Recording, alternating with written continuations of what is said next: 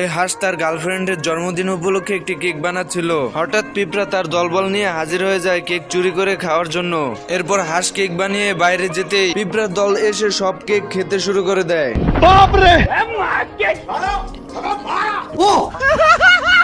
পিঁপড়া হঠাৎ উপর দিকে লক্ষ্য করতেই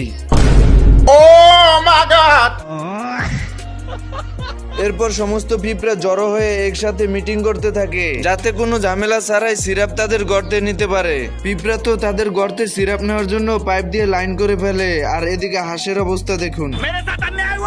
रुक तेरे को बताते तेरी। এরপর হাঁস দৌড়ে ঘরে ঢুকে পিঁপড়াদের পাইপের লাইন কেটে সিরাপ নিতে থাকে। মাথায় নষ্ট মামা। সিরাপ আসা বন্ধ দেখে পিঁপড়া পাইপের ভিতর দিয়ে ঘরে এসে হাঁসকে সিরাপ নিতে দেখে। এসব দেখে পিঁপড়া সমস্ত দল হাজির হয় এবং সবাই মিলে সিরাপের ডিব্বা নিয়ে যেতে থাকে। এর ভিতরে হাঁসে টের পেয়ে যায়। হ্যাঁ, ये क्या हो गया? এরপর হাঁস পিঁপড়ার সঙ্গে না পেরে তাই 2 নাম্বারি করে বোম দিয়ে পিঁপড়াদেরকে উড়িয়ে দিতে যায়। হাঁস বোমায় আগুন ধরিয়ে চেক করতে গিয়ে দেখে নিজের ফান্দে নিজেই পড়ছে। भारी मिस्टेक हो गया सर। হাঁস তো চাঁদের দেশে চলে যায়। এদিকে পিঁপড়ার অবস্থা দেখুন।